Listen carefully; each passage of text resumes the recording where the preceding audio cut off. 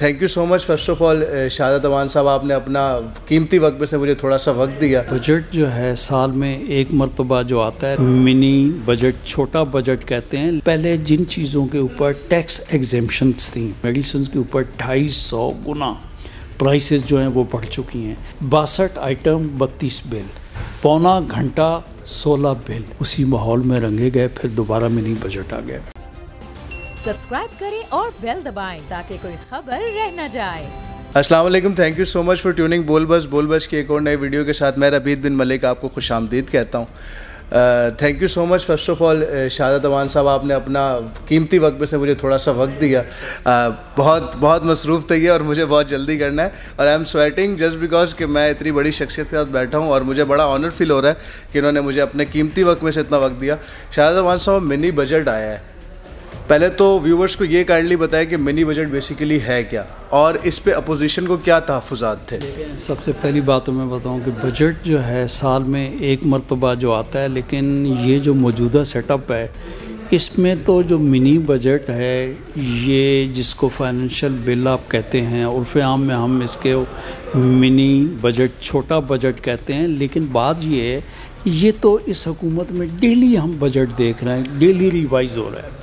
اور جو annual budget آنے کے بعد اگر آپ کو یاد ہوگا، اس وقت کے جو وزیر اپنا ایڈوائزر خزانہ تھے شوکت ترین صاحب، جو اب وزیر خزانہ ہو چکے ہیں، انہوں نے جو پوسٹ بجٹ اسپیچ تھی اس میں انہوں نے یہ کہا تھا کہ اس سال میں کوئی منی بجٹ نہیں آئے گا۔ لیکن یہ بدقسمتی کی بات ہے کہ عوام ویسے آپ کو پتہ ہے کہ بالکل پسے جا رہے ہیں، لوگوں کو جسم و جان کا رشتہ قائم رکھنے کے لیے بھی لوگوں کو مشکل ہے، ملک میں بے روزگاری عام ہے، افراط زر عام ہے، اس کے باوجود آپ نے کہے کہ برخلاف جو ہے کم از کم ایٹ لیسٹ شوکت ترین صاحب کو اس بات کو آنر کرنا چاہیے تھا، لیکن میں سمجھتا ہوں جس ماحول میں وہ آئے اسی ماحول میں رنگے گئے، پھر دوبارہ منی بجٹ آ گیا۔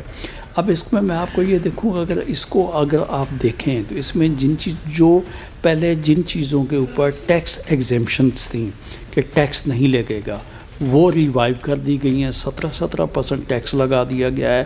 بات یہ ہے کہ اگر آپ دیکھیں کہ جو کینسر کی میڈیسنز ہیں، جو ادویات ہیں، ان کے اوپر بھی آپ نے ٹیکس لگا دیا، تو آج اس بجٹ کی وجہ سے تقریباً میڈیسنز کے اوپر 250 گنا پرائسز جو ہیں وہ بڑھ چکی ہیں۔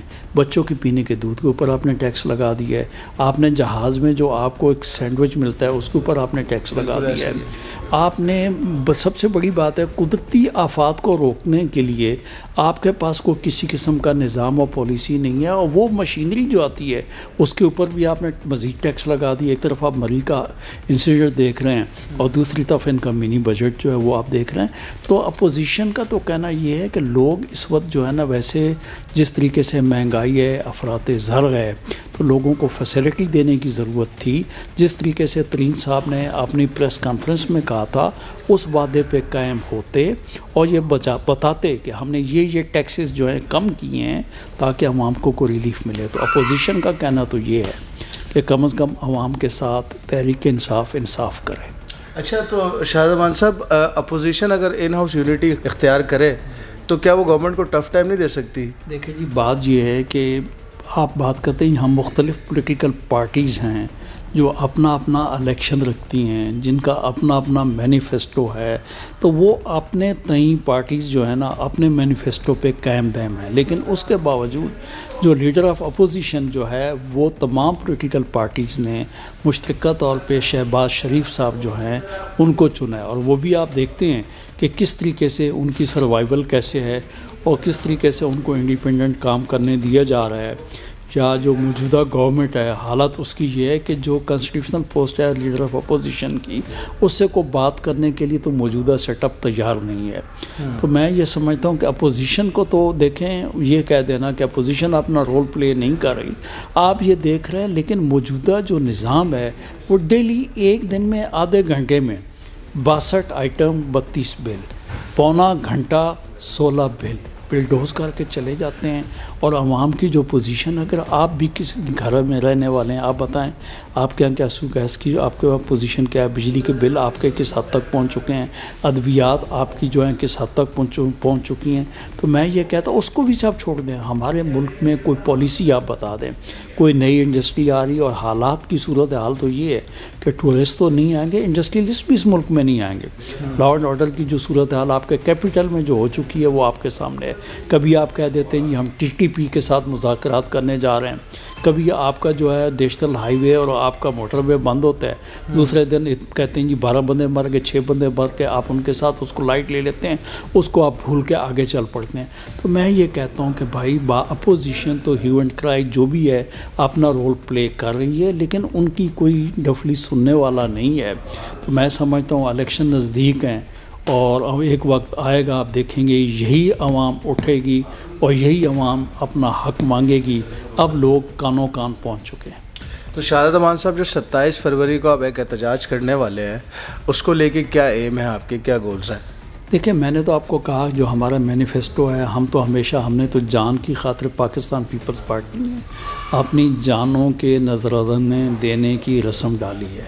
تو ہم تو عوام کی خاطر، آپ کو پتہ ہے میرا لیڈر جو ہے بلاول بھٹو زرداری صاحب، ان حالات کے باوجود بھی ہر جگہ آپ دیکھتے ہیں وہ پہنچے ہوئے تو عوام کی وہ آواز اٹھاتا ہے، عوام کے ساتھ کھڑا ہے، عوام کے ساتھ چلتا ہے، عوام کے ساتھ چلے گا. اور اس وقت جو ہے ہم نے تو پہلے دن آپ کو پتہ ہوگا کہ APC جب بلائی گئی تھی تو ہم نے کہا تھا بھائی احتجاج کریں، ان کو چلتا کریں.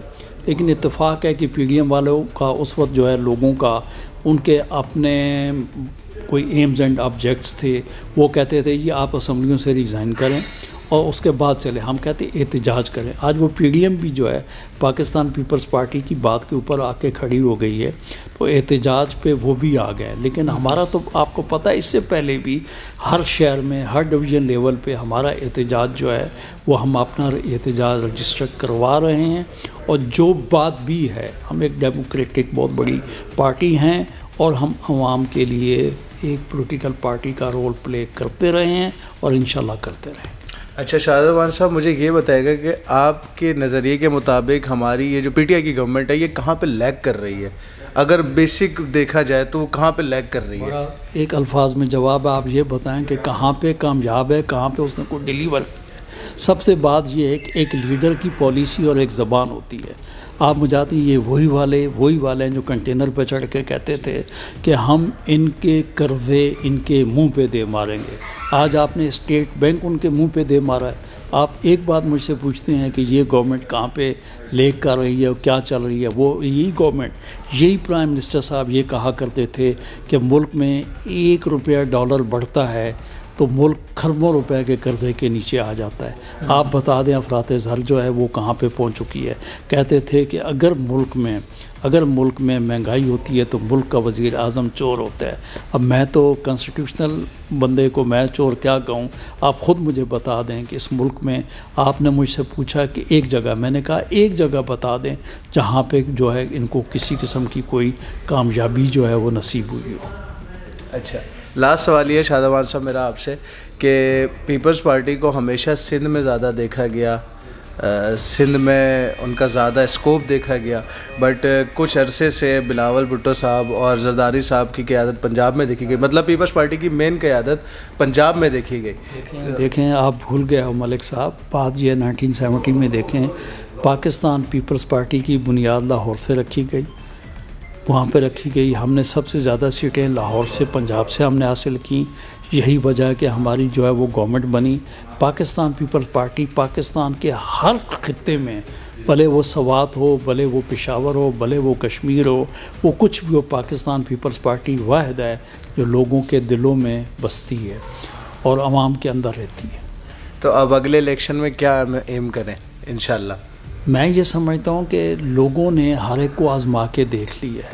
پاکستان عوامی پارٹی اگر کوئی ایک پارٹی ہے، عوام کو ریلیف دینے والی کو پارٹی ہے، وہ صرف اور صرف پاکستان پیپلز پارٹی ہے.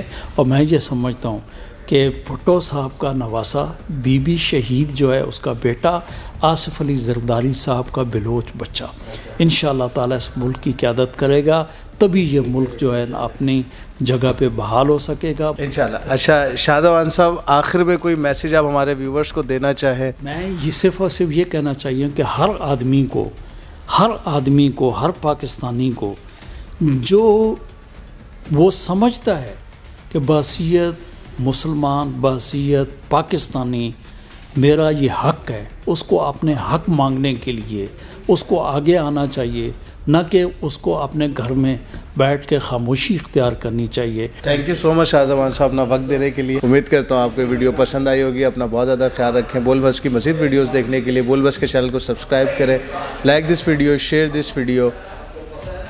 اللہ حافظ۔